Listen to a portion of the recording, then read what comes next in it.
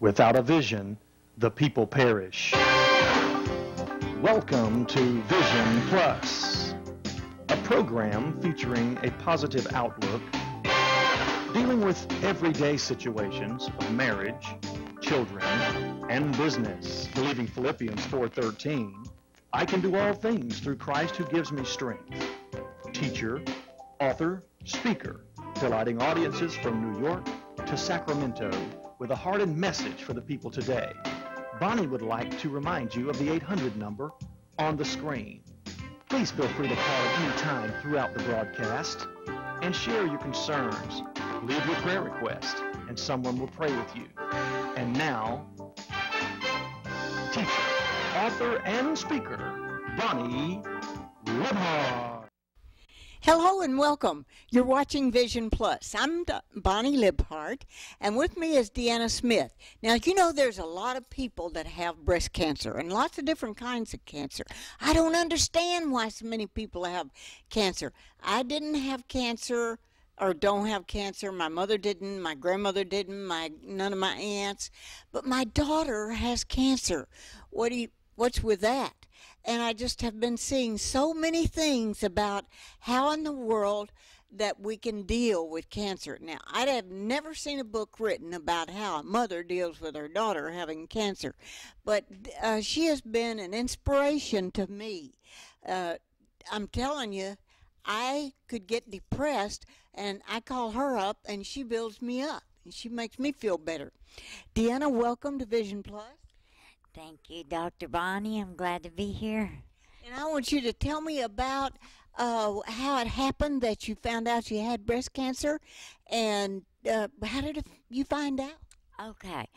Well, for the first thing I want to say is I'm grateful to the state of Alabama because they have a program that allows people of a certain age or lack of income to go and get a free breast screening and cervical screening, and I hadn't probably had insurance for about 4 years, and I hadn't been to the doctor, and if I had not had this free screening, I would probably not be here today to be talking to y'all. I went in and I had an examination that was given to me as an experiment by the state of Alabama, and in 1 week I had found out that I had gone into early menopause and I had breast cancer, and the next week I was in the hospital.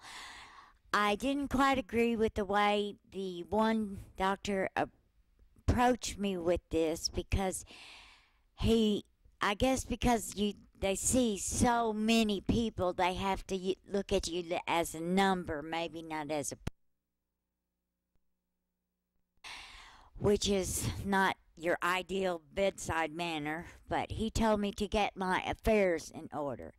At that time, that really didn't quite sit well with me and the Lord.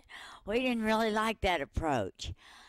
But the very next week, I was in the hospital, and for the last 2 years, I went for 45 everyday radiation treatment. I have cancer in my left breast, and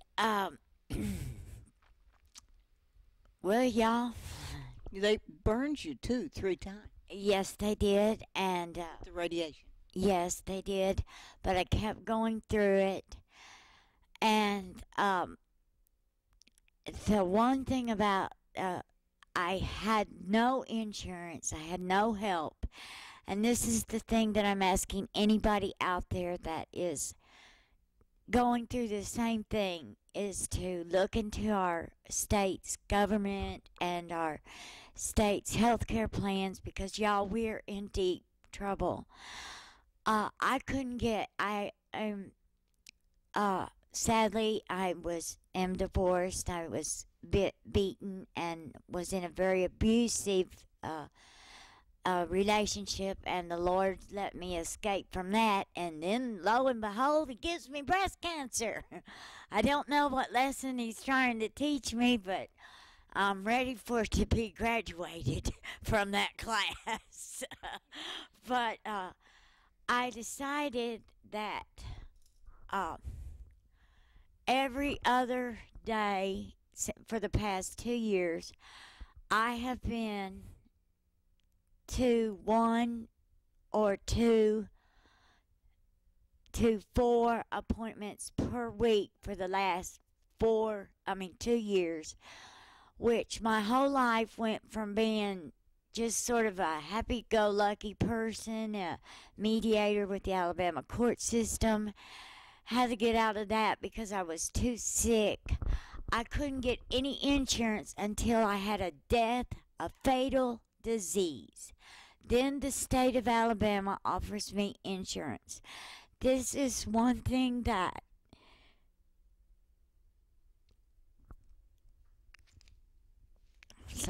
it's so emotional to me. It's because we're women out here. Maybe some of you have sons that are fighting in the war.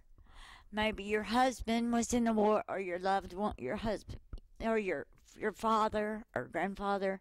They're over there fighting in the war, and yet an unmarried person as myself who had all the luxuries of insurance that is available to a person was it just suddenly cut off, and now I'm on a state assisted program, and in the past 2 years I have probably spent a total of about $50,000 in surgeries, treatments.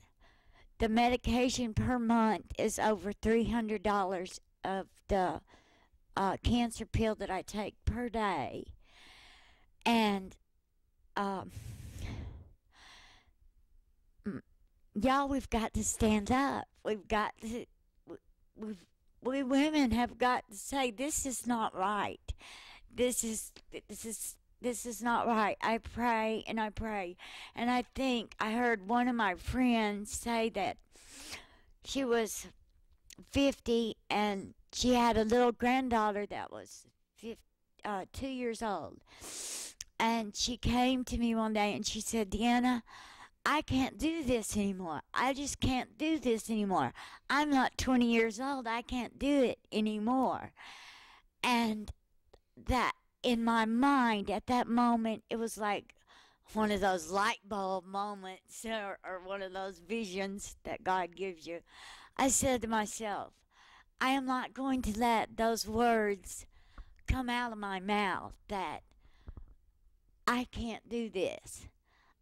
I don't know how long I can do this, but every day I'm going to, if y'all have any suggestions how to perk me up or to spruce me up, I'll give you a number at the end. I could sure use it. I'm in a safe place from my ex-husband, so I'm quite excluded.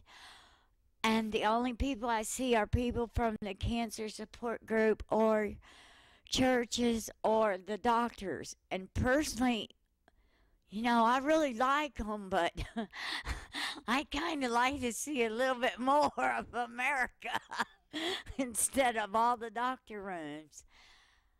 And, I'm sorry. This is my thermometer I wear every day so that it talks, if you heard that. I keep it on to give me encouragement of how much exercise that I've done. And I just want to plead with all of you women or men or children. It can happen at any age. And your whole entire life seems to be consumed with which doctor is it today? What time do I go today? How do I get the gas money to go there? Will I be sane enough or undizzy enough to drive home? Will there be somebody to help me get home? And when I get home, will I be able to get up for the next day?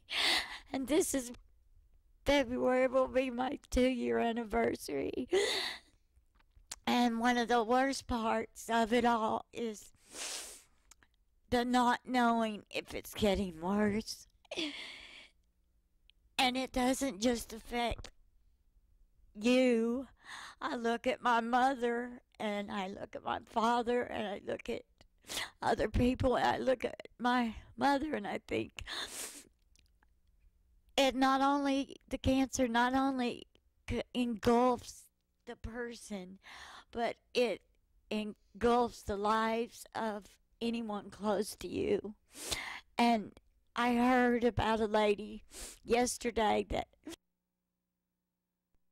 had to make a decision if she wanted to pay for her cancer pills this week, not this month, this week, or did she want to put food on the table for her 2 children?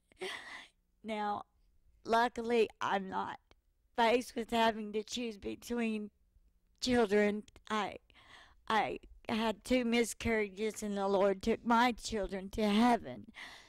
So I didn't have that worry. But if there's anybody out there that if you will just say to yourself, just do one thing each day. I read a lot. I think reading is good, but then again, sometimes it makes you a little bit too depressed. But also, I think a well-informed patient is also a better patient. And I may not be like you, but I'm one of the types of people that think if there's a way that I can prevent something from happening, I want to, please, dear Lord, let me be able to go and do it. Luckily, I had a colonoscopy. I'm probably the youngest person ever had one. And they found 2 pull-ups, and they got them, zapped them, and I'm safe for 5 years. Woohoo, 5 years. But I'm taking every day just one day, one thing happy to happen that one day. And I'm grateful for the insurance program that I have. The sad thing is, the double sad thing is, I'm a smart, intelligent person, and I feel like I need to work. The trouble with our medical, I'm sorry, Dr. Bonnie, the trouble with this state's health program is I got offered a job to work in the Alabama court system, a good paying, high paying job that I am qualified, or I was yesterday, I don't know, I'm kind of wondering about today, but I'm qualified for. But I couldn't accept the job because they won't take me with a pre-existing disease. And for the next 5.5 years minimum, I am on this breast cancer medicine and must take this. I go every 3 months to get a mammogram. I go to a doctor for a breast checkup every 2 months. Maybe this next week I have a blood lab, some kind of blood count, and then another ultrasound. And if y'all have any ideas out there to help us, let's join together. Let's all of us join together, because y'all, I can't do it on my own. I can't do it. Well, no, I am doing it better with the Lord. The Lord always helps with everything. But if there's some way that we could band together and go to our Congress people and say, we need help. I want some money. I want to go and buy something new. I want to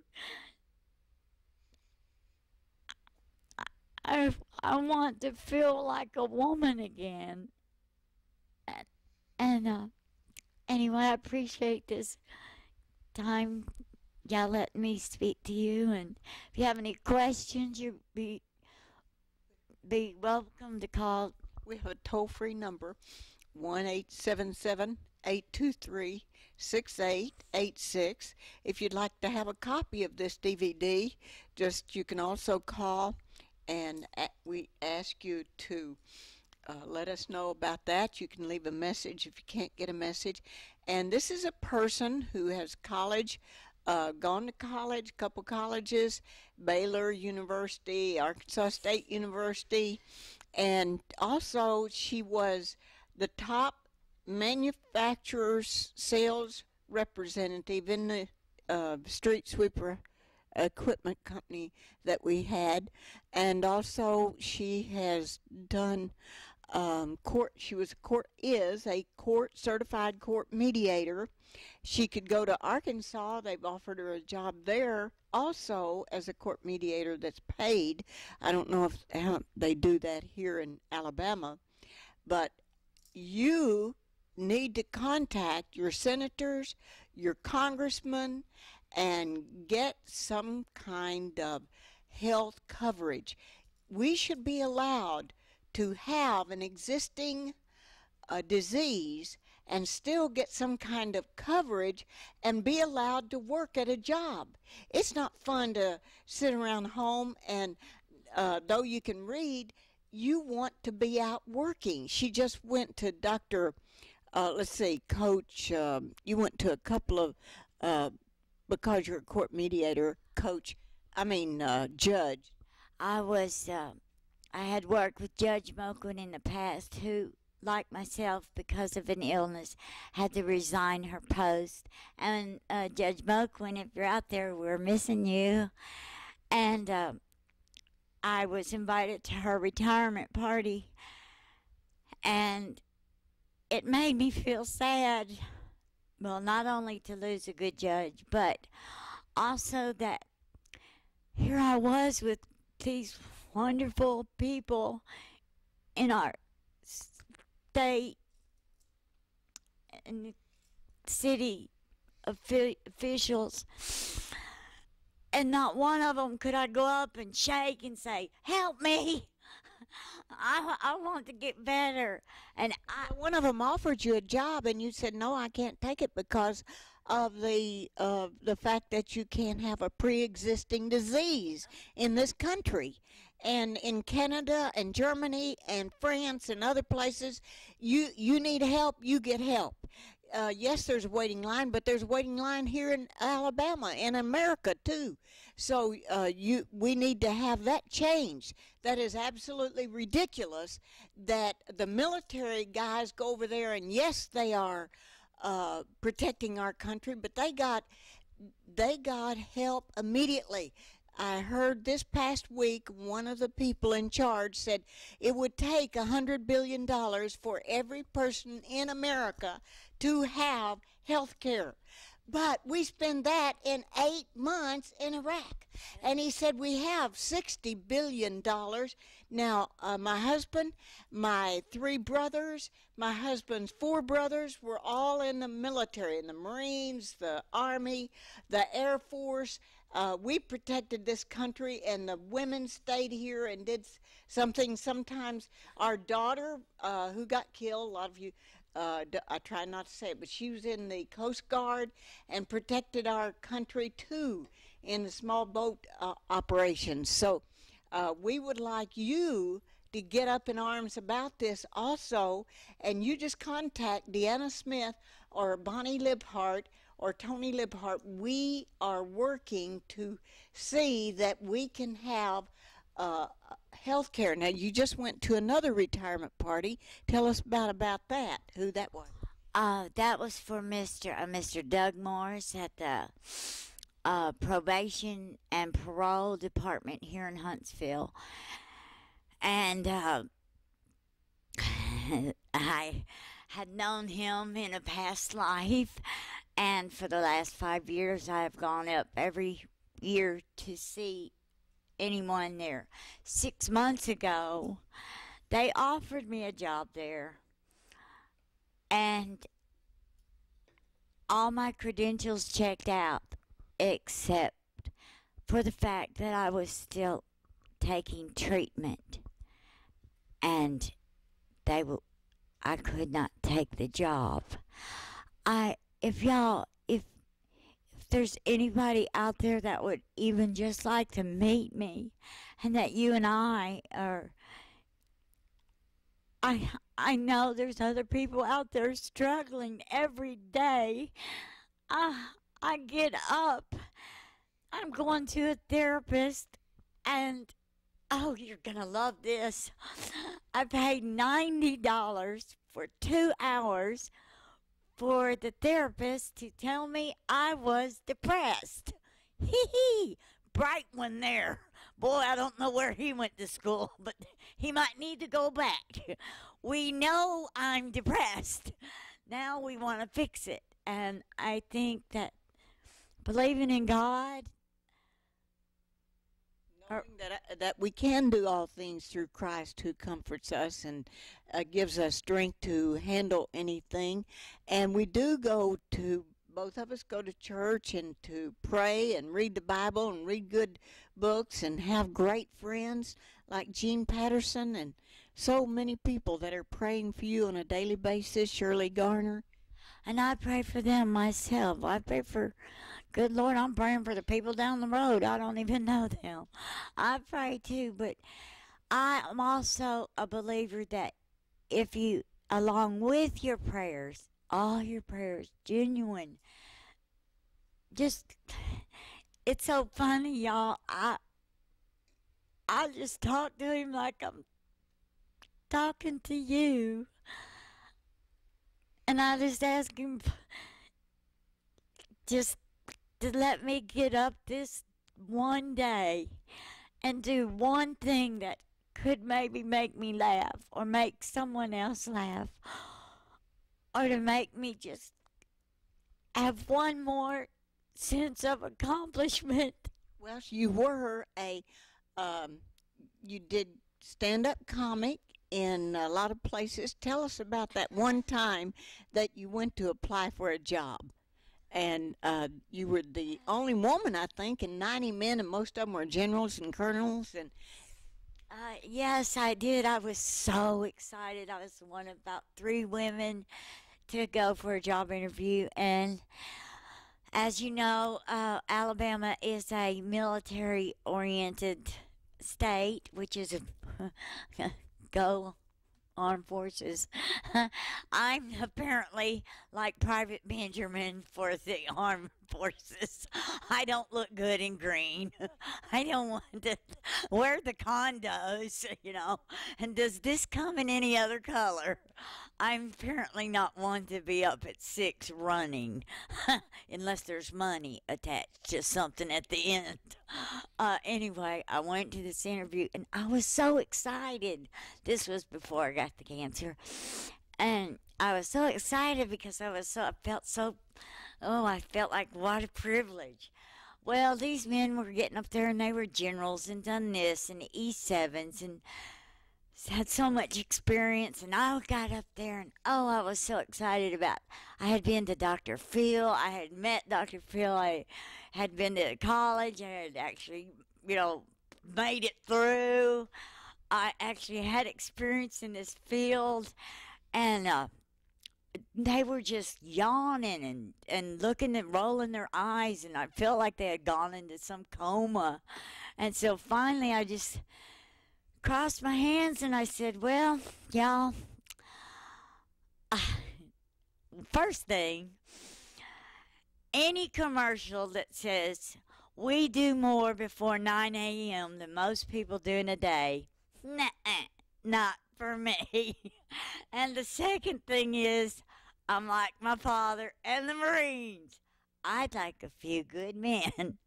Or one, let me clarify, one. Anyway, lo and behold, I got the job. Yee-hee. Girls rule. girls rock. Yeah. And you've done some other things that we did some things together. In fact, she came as a volunteer when I worked with Lockheed Martin Leadership Management Association. And what were some of the things that we did there? I'm the straight person. She's the comedic. Oh, Mother needs to get. She needs to loosen up. I need to take her out and loosen her up. She's sort of like the straight and narrow, and I tell her I'm the curvy road in life. I get on the curve once in a while. I just want to say that in that, if there's any other companies out there that would like a boost in morale, a boost in team effort, please call Dr. Bonnie, because we had a great response from the CEOs all the way down to the janitorial department, all heads of the department and supervisors, and it's a good booster for your company. And I'll tell you what, from my father's company to my mother's companies to any endeavor that I do, the better that you treat your employees, the better work you will get out of them, the more honest they will be, and a better workplace. If you've got a happy camper, you're going to have a happy camp. And the more money you make, the more money they make. And it's a big circle, like the circle of life. And that's what I intend to do with this cancer. I'm going to have the circle of life. I love that. Thank you. Good. Well, you know, Deanna, as we I say, just want to say, and y'all, hugs are important. If you know anyone, give them a hug. And if you can't say something nice, shut up. okay. Okay. You know, one of the things we ended with at several of our presentations is that each of us been placed here on earth and given life for some grand purpose. Each of us was given a gift. Deanna was given a gift of humor and comedy, and she's handling it so well. Each of us was given a gift. It was put in us to develop, and through its development to bless humanity. That is the ordained purpose behind each of our lives, and your purpose can be accomplished only by you. And I want to thank Tony Libhart for taking off work today and coming over and running camera for us, this instead of eating. And thank you to Deanna for coming over. Thank y'all for listening, and God bless each and every one of you. Yes, and we're so delighted that you were with us today. And if you would like to have a copy, just call that toll-free number, 1-877-823-6886. Give us some ideas. We, as she says, we're banding together. Anybody with cancer or any type of disease or pain. Pain is pain. Yeah, pain. Because pain, we're going to give it all to the Lord. He said his burden is light, and we want to believe that. And peace I leave with you, my peace I give unto you, not as the world giveth, give I unto you. Let not your heart be troubled, neither let it be afraid. That's what we're living by. And we thank you very much, and God bless you. God bless you. I love you. Love you.